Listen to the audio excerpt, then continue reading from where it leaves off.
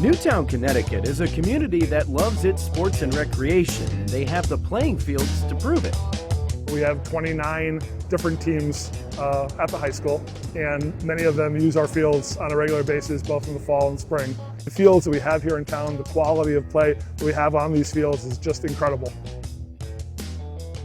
Carl Samuelson is the park superintendent here in Newtown, but he started his career on a different path. I was a golf course superintendent at Candlewood Valley Country Club in New Milford, Connecticut. Went to Rutgers Turf School and was an assistant superintendent there prior to being a superintendent. But one of the things that I struggled with was that there weren't a lot of turf managers in the park and recreation field. It was very frustrating at first trying to sell the need to manage your turf for player safety, for aesthetics, and for playability. Coming out of golf, it's all you do. I mean, it's what I went to school for.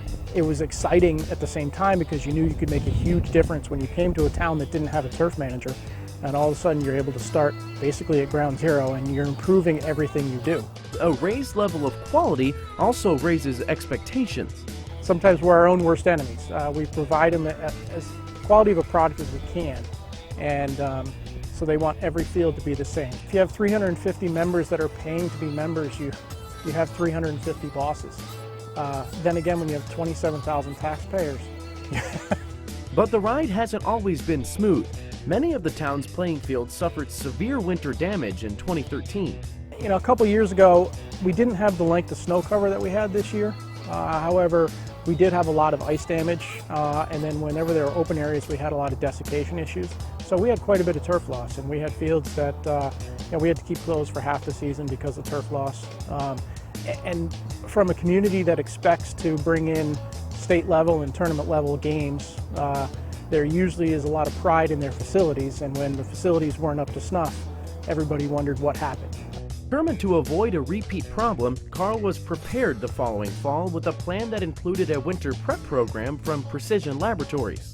Being a former golf course superintendent, I still have a lot of peers in the golf industry and knew that they used wintergreen quite a bit and quite effectively. We used the NV Aqualock a little bit earlier and then followed up with the wintergreen.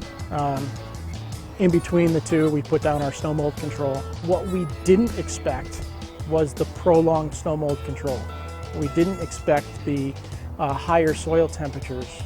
We didn't expect the vigorous growth so early in the season. Community residents noticed the playing fields as well. You know, we explained to them that it was part of our, winter program of trying to protect the turf and preserve the turf, and the results have been pretty evident this spring.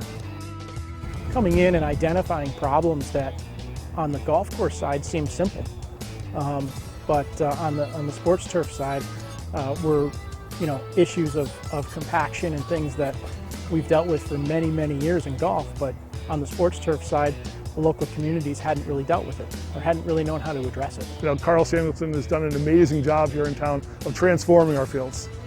Not to discredit anything that happened before he arrived, but the growth that we've seen in our fields and the quality of our fields since he arrived has been immense. I think the interesting thing about working for Park and Rec Department is you're really managing people's fun.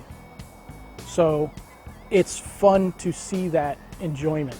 It's fun to see them use your facilities. It's fun to see them actively engage in what you're doing and be interested in what you're doing because it's for their benefit, it's for their fun.